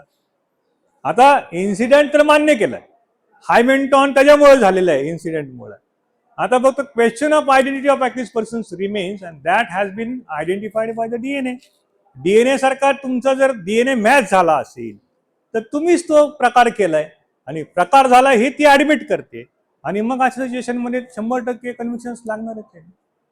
मग होस्टाईल जर करायचं असेल विटनेसला तर पूर्ण होस्टाईल झाला पाहिजे विटनेस. काय हा प्रकार झालाच नाही, माझं हायमेंटॉन या प्रकारात झालंच नाही. कशामुळं? मी सायकलिंग खेळत होते, मी कराट्याला जात होते, त्याच्यामध्ये स्ट्रेचिंगमध्ये हा सगळा प्रकार झालेला आहे, हायमेंटॉन झालेला आहे. याच्यामध्ये माझं त्याचं अफेअर होतं का? अफेअर होतं. माझी कास्ट वेगळी आहे, त्याची कास्ट वेगळी आहे. हो, माझ्या आई वडिलांना ते आवडत नव्हतं म्हणून मी त्याच्याबरोबर एकदा फिरायला गेले होते म्हणून वडिलांनी फिरायला गेल्याचा राग धरून त्याच्या विरोधात कंप्लेंट करायला लावली. मला म्हणले तू याच्या विरोधात कंप्लेंट करण्यात तुला घराच्या बाहेर करतो, म्हणून मी पोलिसांसमोर सही केली.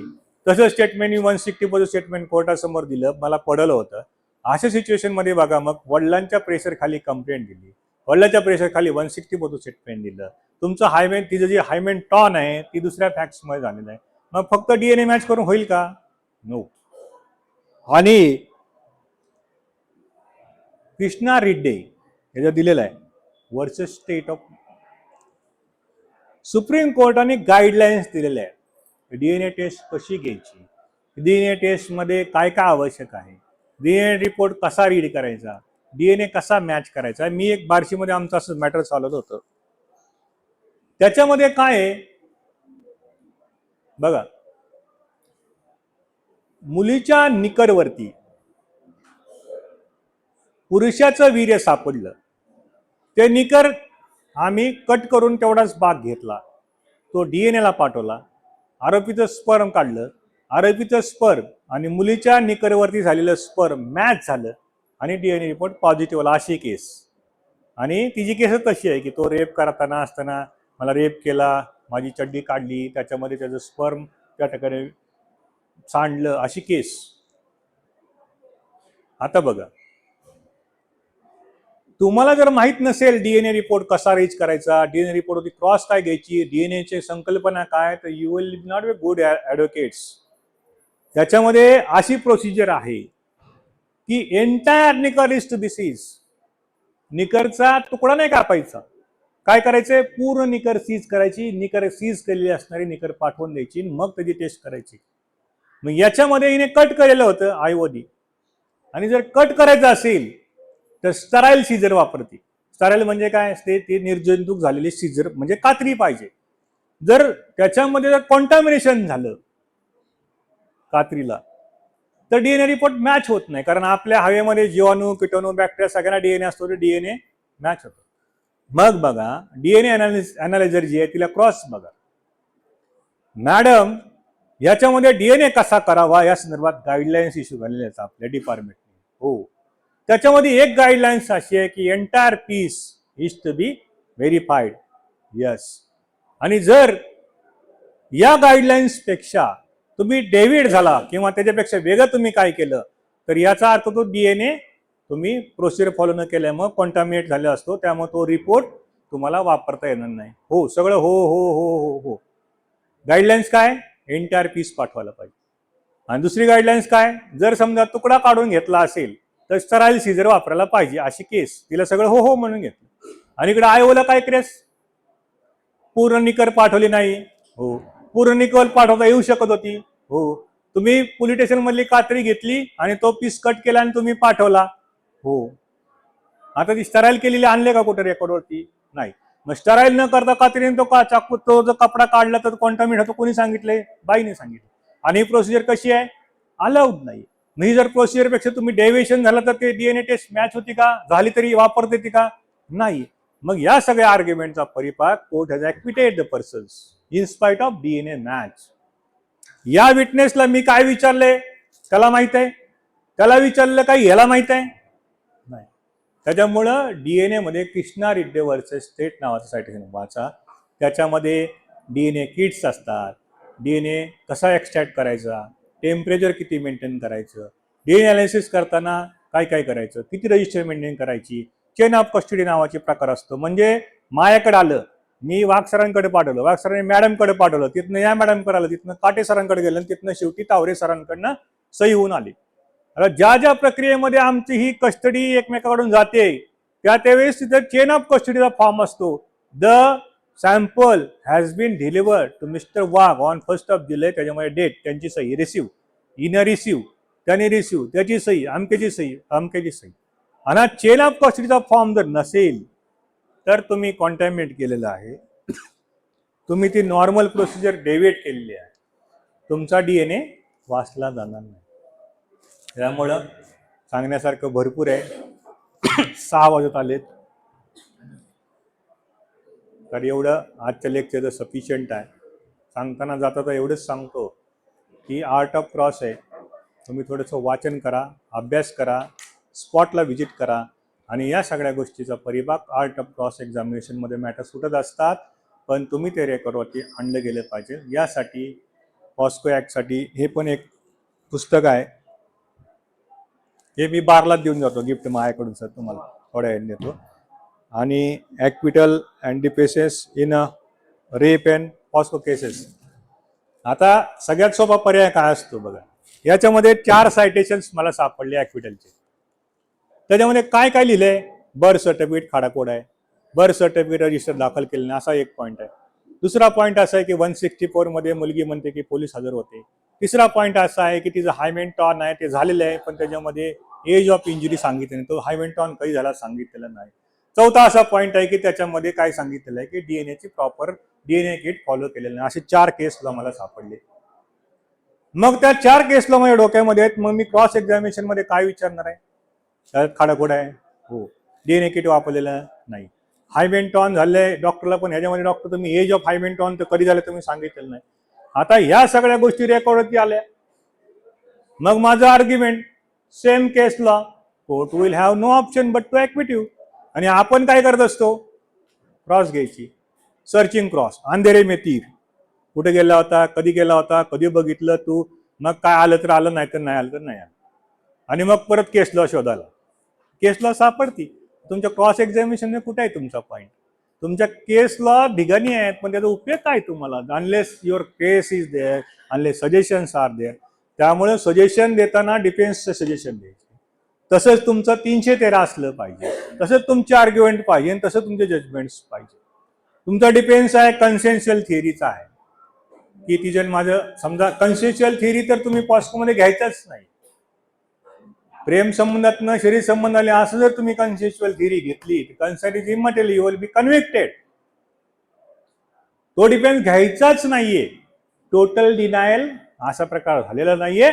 आणि मला फॉल्स लिंपिड का केलं, माझ्या शेतीचे भांडणं आहे, राजकीय वाद आहे, याच्यामध्ये शेजारी शेजारी स्कूल आहे, त्याच्यामुळे मला असं केलंय. माझे तिचे प्रेम संबंध होते, आमची कास्ट वेगवेगळी आहे आणि ही कास्ट मान्य नसल्यामुळे तिच्या वडिलांनी माझ्या विरोधात केस केली. माझ्या आईची आणि त्यांच्या वडिलांची भांडणं झालेली होती. तिच्या आईचं माझ्या काकाचं अफेअर होतं, त्याच्यातनं हे सगळं आम्हाला गुंतवण्यासाठी सगळं केलेलं आहे. असंच असतं, हसायचं काय कारण नाही, असंच असतं.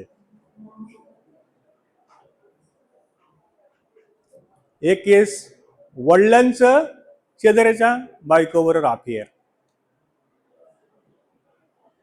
मग ह्याची बायको त्यांना भांडायला गेली तिच्या नवऱ्याला, तिचं भांडं फुटलं, की आलं हे तर आपलं सगळं झालंय.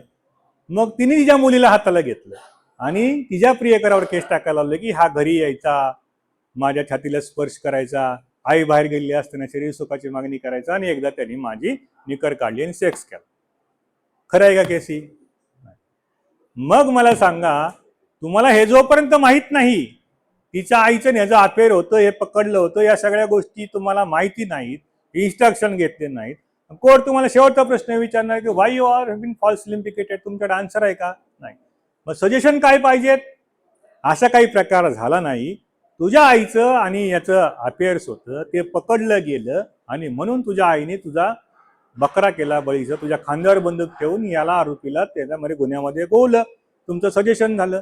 तशी क्रॉस पाहिजे. मग का आईचं याचं अफेअर असणारे मॅसेज, आईचं अफेअर असणारे फोटोग्राफ असतात ना याच्याकडे, ह्याच्या मोबाईलमध्ये असतातच की. तक्रार झाली असेल तर तक्रार, तक्रार काय असणार आहे, अफेअर होतं म्हणून असणार आहे का? आमचं घरगुती भांडण झालं म्हणून एनसी दाखल असणार आहे, ती रेकॉर्डवरती आणायची. आणि असं सजेशन दिल्यानंतर मग 313 काय असणार आहे तुमचं? तुला आरोपीला काय सांगायचंय का घटनेबद्दल? आपला आरोपी नाही साहेब मला काय नाही सांगायचं, असं चालत नाही. 313 is also important. It will enable you given chance to explain your case. आणि हे 313 मध्ये नसेल तर you will be in again in trouble. Suggestion मध्ये नसेल तर you are again in trouble. Direct argument open करता येत नाही. त्यामुळं माझं सजेशन काय, तुझ्या आईचं आणि माझ्या ह्यांच्या आरोपीचं होतं, त्यातनं केस झाली. क्रॉस तशीच 313 मध्ये तुला काय सांगायचं काय, साहेब माझं मला असं सांगायचं की असं असं होतं, असं असं होतं, आणि सगळ्यात वर सिच्युएशन अशी असते. सावरे सर आहेत आमचे तिथे. 313ला खरं सांगा बरं, तुम्ही हजर राहता का? आरोपीचा वकील असतो का हजर? तुम्ही एकच सांगता की खोटं आहे खोटं आहे खोटं आहे, एवढं सांग, फक्त अरेस्ट केली एवढं खरं आहे सांग, मी जातो चहा पिऊन येतो कॅन्टीनला. असं चालत नाही. You should remain present at the time of 313. 313चे प्रश्न काय काढले ते भाऊसाहेबांकडनं घ्यायचे, त्याला सगळं एक्सप्लेन करायचं, कुठं हो कुठं नाही म्हणायचं असं नाही सांगायचं, ते सगळं डिनाय करायचं. आणि खाली प्रॉसिक्युशन स्टोरी जी आहे तो जर अनपढ असेल, तो शिकलेला नसेल तर काही सांगत बसतो. माझ्या त्या आरोपीला विचारलं गेलं, तो तुझ्या अशाशा आरोपीला म्हणतो मला त्याच्यामध्ये इंटरेस्टच नाहीये. हे 313 आहे का? मग तुम्ही वकील आहात त्याचे, तुम्हाला पैसे दिलेले आहेत, तुम्ही फी घेतलेली आहे, तुमची जबाबदारी, मग रिटर्न द्या ना. तुम्ही रिटर्न तयार केलं, माझं म्हणणं असं असं आहे, असं असं आहे, त्याची सही घेतली आणि कोर्ट म्हणाल तुम्हाला काय आणखी सांगायचं का? साहेब हे रिटर्न म्हणणं आहे माझं, त्याला एक्झिबिट दिलं जातं, कशाला त्याला ते तोंड उडायला लावायचं? एक छोटासा किस्सा सांगतो आणि संपवतो. केस अशी आहे, पॉस्कोची केस नाही सर. माझं आणि त्या मुलीचं अफेअर, म्हणजे माझं म्हणजे आशिलांचं. मग तिला मी घरामध्ये बोलवलं, तिच्याबरोबर सेक्स केला आणि मला कळलं की हिला एड्स झालाय, म्हणून मी चाकू काढला, तिला 58 वार केले मी आणि मला पण वार करून घेतला. मी खाली पडलो, आतनं कडी लावली, खाली पडलो. दुसऱ्या दिवशी रक्त उगवताना बाहेरचं पब्लिक आलं, दारावर धाडधाड केलं, दार उघडलं, दार तोडलं, मला ऍडमिट केलं, तिला ऍडमिट केलं. ती मेली, मी जिवंत. आता dead tell no tale, who has alive he has to tell the tale. 106चं प्रिन्सिपल माझ्यावरती, ती कशी मेली माझी जबाबदारी आहे. मग मला त्याच्यामध्ये त्याच्या पाठीवरती एक खरचटल्याची आणि चाकूची जखम जाणवली. आता मला सांगा, पाठीवरती तर मी स्वतःचे वार करून घेऊ शकत नाही, ते कशामुळे होते, काय झाले ते काय आम्हाला सांगता येत. पाठीमाग मी स्वतः वार करून घेऊ शकेल का? तिला मारलंय, पण मला पण सेल्फ हार्म इंजुरी करून घेतली, असं झालं. मग कोर्टाला मला पाठीमागे इंजुरी होते. कोर्टाला आम्ही स्टोरी काय केली की माझं हिचं अफेअर होतं. मग हे घरच्यांना मान्य नव्हतं. मग आम्ही त्या ठिकाणी होतो हे त्यांना माहीत झाल्यामुळे ते सगळेजण चाकू काट्या घेऊन आले, तिला मारायला चालू केलं, मला भोकसलं, तिला भोकसलं आणि म्हणून मी ती लोक पुढे पुढे ढकलत गेलो, आतनं कडी लावली, बेशुद्ध पडलो. मला सांगा, आतनं कडी लावली हे जर मी एक्सप्लेन केलं नाही, कसं आहे, मारून ही लोकांनी मारून आतून कडी लावून जाणार आहेत का? माणसं मारले आतनं कडी लावून निघून जाणार आहेत का? आतनं कडी लावली म्हणजे काय? तू लावली, तूच मारलं. जोपर्यंत ती आतली कडी एक्सप्लेन करत नाही तोपर्यंत मी सुटणार आहे का?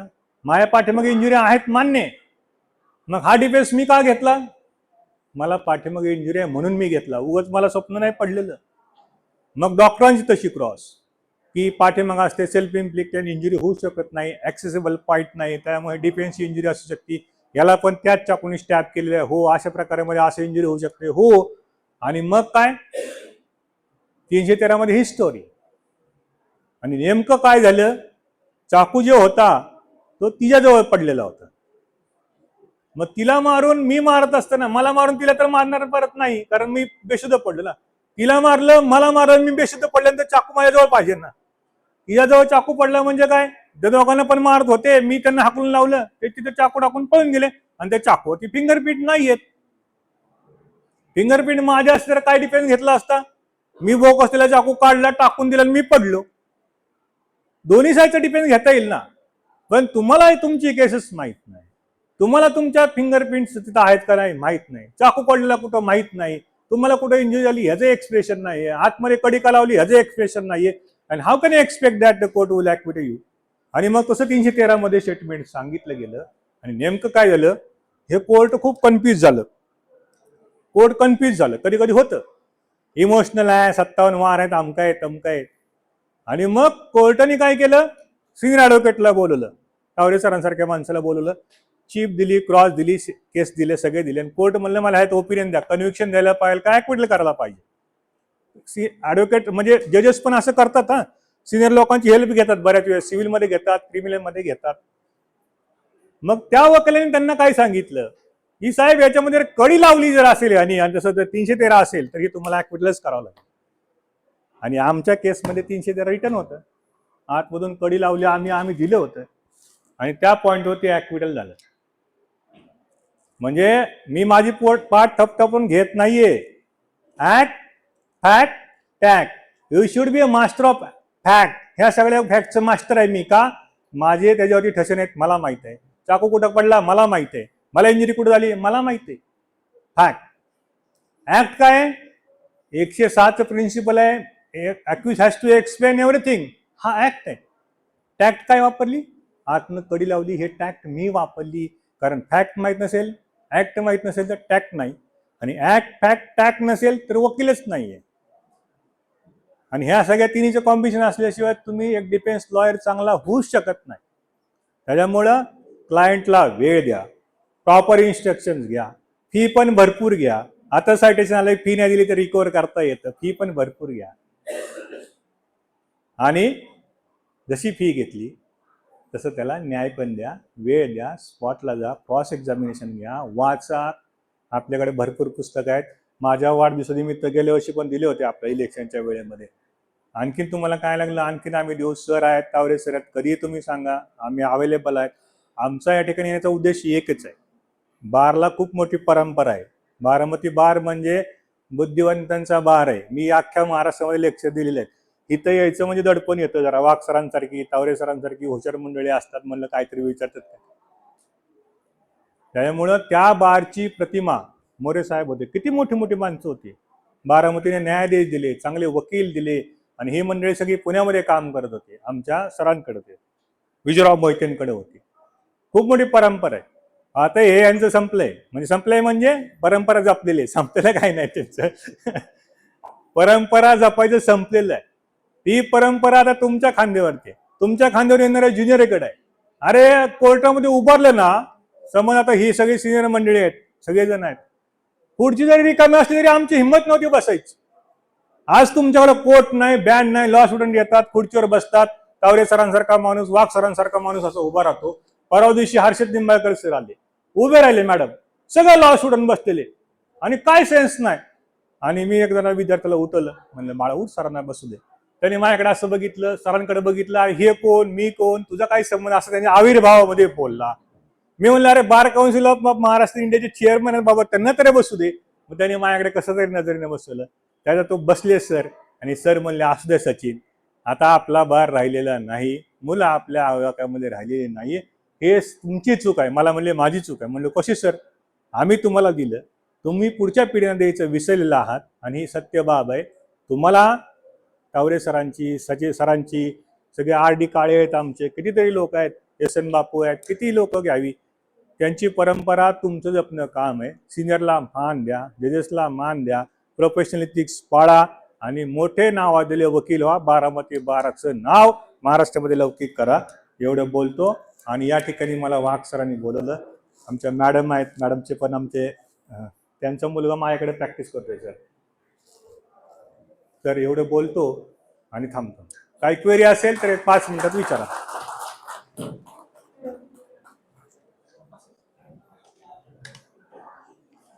क्वेरी विचार द्या ना, क्वेरी विचार सर. सर सत्य जे चाललेलं आहे ते साक्षीदार स्वतःहून सांगतो, आणि असं पूर्णपणे एक्सप्लेनेशन ते आपल्या क्रॉस मध्ये घेतात.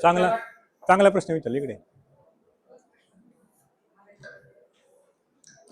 मी त्याला विचारलं किती वाजता पोहोचला. तो म्हणतो मी सकाळी उठलं, ब्रश केलं, टॉयलेटला गेलो, बागेत गेलो, सायकलला फिरलो, आणि मग मला उशीर झाला म्हणून मी 7 वाजता पोहोचलो. आता मी त्याला विचारलं किती वाजता तू गेलाय, हे सगळं एक्सप्लेनेशन आहे ना त्याचं, विटनेस व्हॉलंटरली स्टेटेड.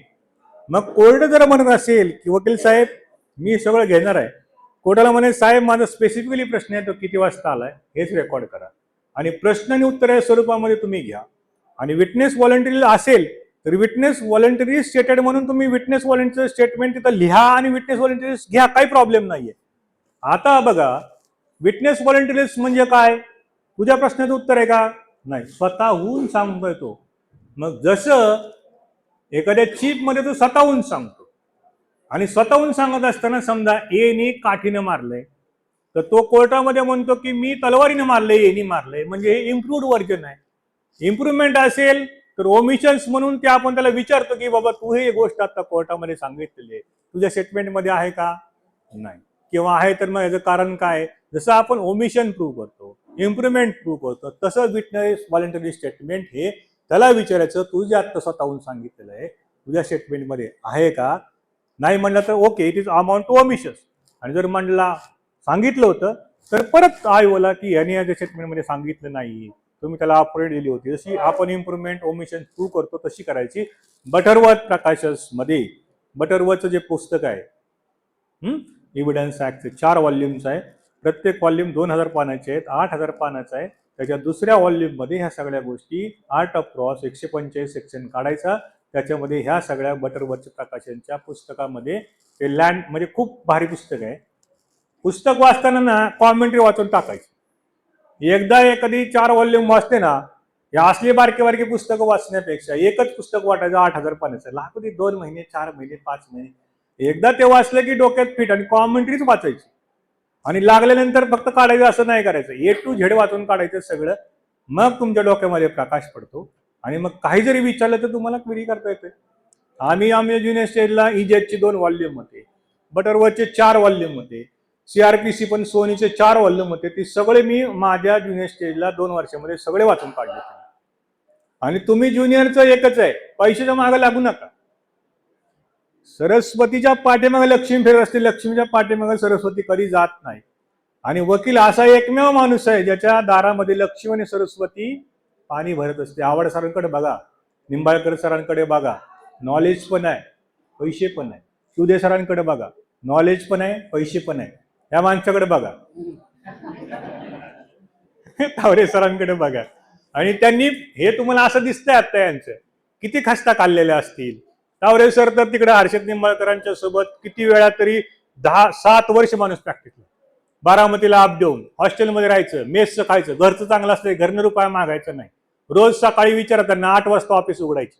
माझा भाऊ आणि तावरे सर एकत्र काम करायचे. सर मी लहान असताना 5वीला असल्यापासून माझ्या घरी यायचे. ह्यांना बघून, माझ्या भावाला बघून, सरांना बघून, आपले राजभाऊ दौंडकर, सतीश पाल यांना बघून आम्ही वकील झालो. त्याच्यामुळं तुम्ही कष्ट करा, कष्टाशिवाय पर्याय नाही. आणि कोर्टामध्ये ज्युनियर स्टेजमध्ये पैशाच्या मागे लागू नका. नॉलेज पहिलं, वाचन आणि कोर्टासमोर उभं राहायची डेअरिंग, या 2च गोष्टीकडे बघा. पैसा ऑटोमॅटिकली मिळणार आहे. या जगामध्ये रामराज्य होतं तरी रामाला वनवासाला पाठवलंय, सीतेला वनवासाला पाठवलंय. कलियुग आहे, भावाभावाची भांडणं होतात, बायको नवऱ्याची भांडणं होतात. तुम्हाला क्राईमला काही कमी नाहीये, ते क्राईम वाढतच जाणार आहे, तुमचं पोट भरलं जाणार आहे. फक्त काय आहे की अभ्यास करा. बाप स्वतःचा म्हणतो मुलाला की एक चांगला वकील बघ माझ्यासाठी, कारण तू कसं आहे मला माहित आहे ना तुझी लायकी काय ते. त्यामुळे कोर्टात आणि दवाखान्यामध्ये एक्सपर्टलाच किंमत असते. एक्सपर्ट झाल्याशिवाय तुमच्या घराकडे कुणाची ओढ येणार नाही, कोण तुमच्या मागं दुकानासारखं लाईन लावून जाणार नाही. इथं बसलेला प्रत्येक वकील फर्स्ट जनरेशन असो, सेकंड जनरेशन असो, त्याचे वडील प्रख्यात वकील असो, म्हणून कुणी क्लायंट त्याच्याकडे जात नसतो. तुमचं कन्सिस्टंटली परफॉर्मन्स बघितला जात असतो. एक केस हरलो म्हणून आपण संपत नसतो, एक केस जिंकली म्हणून आपल्या आभाला हात लागत नसतात. केस हरत असते म्हणून नावामीद व्हायचं नसतं. एक केस जिंकली म्हणून लगेच टाइम्स ऑफ इंडियाला फोटो आला म्हणून आपण प्रख्यात वकील झालो असं मनामध्ये संकल्पना आणायची नसते. कन्सिस्टंटली तुम्हाला 10 वर्ष 15 वर्ष प्रॅक्टिस केल्यानंतर कुठंतरी तुम्हाला रेकग्नाइज केलं जातं की हा माणूस वकील आहे, आणि म्हणून तुमच्या लोकांकडे परत खेटे घालायला येत असतात. त्यामुळे हे काय सांगितलं तपश्चर्या आहे. आता काय आहे की थोडंसं ज्युनियर लोकांना बोललो, त्या अधिकारवाणीने बोललो, मी प्रोफेसर आहे म्हणून बोललो, असं वाईट वाटून घेऊ नका. सर आले ना आम्हाला अक्कल शिकवायला आले असं नको. नाही तसं सांगितलं पाहिजे. जसे ज्युनियर आमचे ओबीडियंट आहेत. मला असं विचारायचं की त्याच्या प्रश्नाला धरूनच आपण सांगितलं की त्यांनी ज्या कॉर्समध्ये आपण प्रश्न विचारल्यानंतर त्यांनी ती इम्प्रुव्हमेंट केली सगळी, मग आपण ती घेतली त्याच्यामध्ये. पण जर न्यायाधीश म्हणले की ही काही त्यांनी चीफ मध्ये सांगितलेला भाग नाही, तर मग हे तुम्हाला कसं विचारता येईल की चीफ मध्ये सांगितलं भाग? बरोबर आहे. पण ज्यावेळेस विटनेस व्हॉलंटरी म्हणत असतो त्यावेळेस त्या बटरवर्थमध्ये म्हटलंय की witness is voluntary स्टेटिंग is as good as a chief examination. आणि मग हा जर विटनेस व्हॉलंटरी स्टेटमेंट म्हणत असेल तर ते चीफ एक्झामिनेशन कन्सिडर करा. आणि चीफ एक्झामिनेशनमध्ये इम्प्रुव्हमेंट केली असेल तर आपण ओमिशन म्हणून घेतो. त्याच्यामुळं कोर्टाला म्हटलं की मी किती वाजता गेलोय, सकाळी उठलो, टॉयलेटला गेलो, रानात गेलो, हे माझं तुझं नाही, मला तू आधी अडवायचं, तुला हे असं असं सांग तेवढं सांग. तरी पण कोर्ट म्हणते की नाही साहेब, वकील साहेब त्याला तुम्ही वाढवू शकत नाही. साहेब ह्याने उत्तर द्यावं हो किंवा नाही, आणि पुढचा जो भाग आहे तो विटनेस व्हॉलंटरीज म्हणून घ्या किंवा साधं क्वेश्चन आन्सर फॉर्म मध्ये घ्या. आणि मग परत जर त्यांनी अडवलं विटनेस व्हॉलंटरी, ते बटरवर्थ प्रकाशनचं ते सेकंड व्हॉल्यूम जवळच ठेवायचं, पान दाखवायचं, आणि त्याच्यामध्ये जर समजा नाहीच ऐकलं पुढची रेकॉर्ड ठेवायची की याच्यामध्ये असं असं झालं होतं, विटनेस व्हॉलंटरी स्टेटमेंट म्हणून त्यांना दिलं. मी ओमिशन म्हणून विचारत असताना कोर्टाने डिनाय केलं. तरी कोर्टाला विनंती आहे की बाबा हे विटनेस व्हॉलंटरीज म्हणून घ्यावं, बटरवर प्रकाशन रेकॉर्ड ठेवायचं. उद्या जर समजा कन्व्हिक्शन लागली किंवा वर अपिलात गेलं तर अपिलातलं कोर्ट काही वेळ नसतं. हायकोर्ट ते बघतं आणि ते कोर्ट म्हणतं नाही नाही ह्याच्यामध्ये असं झालंय, रिमांड बॅक. कधी तेवढा तर चान्स राहतो, किंवा त्याच अर्जावरून त्याच पुरुषीची झेरॉक्स काढून हायकोर्टला जावा लगेच इमिजिएटली. मित्र असंच हायकोर्टमध्ये आपले, आणि मग लगेच ऑर्डर करू आणा की हे बरोबर आहे, मग कोर्टा पुढे प्रेझेंट करा. पण आपण कोर्टाला खूप अक्कल शिकवतोय असं दाखवायचं नसतं. कोर्ट इगो प्रॉब्लेम मध्ये गेला तर तेवढ्या गोष्टीवरून सबमिसिव्ह राहायचं, नेहमी सबमिसिव्ह राहायचं. हा फंडा आहे आपला, आणि ज्युनियरनी तर सबमिसिव्ह राहिलेच पाहिजे. नाही साहेब मी असं माझ्या वाचनामध्ये आलेलं आहे, असं असं पेज नंबर आहे, असं असं पुस्तक आहे, मी आपल्या आणून दाखवतो, आपल्या पडत असेल तर घ्या, नसेल तर मी फॉर्मल ऑब्जेक्शन घेऊन ठेवतो, आपला आपण काय असेल ते साहेब ऑर्डर करा, माझं काही म्हणणं नाही, असं एवढं सबमिशन. मग तुम्ही ॲग्रेसिव्हली गेला, नाही नाही तुम्हाला कळत नाही कायदा, तुम्ही असं कसं करता, आमच्या पक्षकाराचं नुकसान करता. मी विचारलं इथं बघा किती वकील बसलेले, त्यांनी सांगितलं पाठीमागचा एक पण वकील उठून आपल्या बाजूने बोलत नसलो, कारण तुला काही भाग केलंय तोंडावर पडायची. खरं आहे, बोलत नाहीत. बारची युनिटी पाहिजे हो, बारची युनिटी शिवाय काही होत नाही. बारची युनिटी जजेसची आत्ताचा हा जो प्रकार चालला जजेसचा ना, आपली युनिटी कमी आहे. आपण एकमेकांमध्ये कॉम्पिटिशन समजतो, फेअर कॉम्पिटिशन असली पाहिजे, परंतु आपल्यामधले हे दावे असले की जजेस त्याचा नेहमी फायदा घेणारच आहेत. आता प्रत्येक ठिकाणी नशीब बारामती बारमध्ये 2 बार झालेले नाही, प्रत्येक ठिकाणी 2 बार आहेत सर. खेडला 2 बार, त्या कुठलं ते सगळीकडे 2-2 बार. मग आता एका बारनी माझं लेक्चर ठेवलं, दुसऱ्या बारनी त्याच मधल्या बारनी तिसऱ्याचं लेक्चर ठेवायचं. तिथले 100 वकील माझ्या लेक्चरला येणार नाही, कारण ह्यांनी ऑर्गनाईज केलं. दुसरे वकील 100 त्याच्या लेक्चरला येणार नाही. अरे कुठं चाललंय आपण? हे ग्रामपंचायतचं इलेक्शन आहे का? आपण सगळे जण एक आहेत.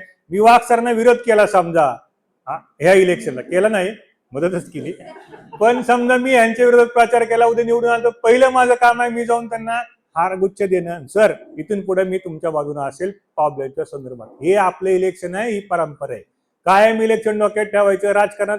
आणि तुम्हाला तर ज्युनियर लोकांना तर ना अजिबात इलेक्शनला उभारणं. अरे ही बरोबर सांगितलं.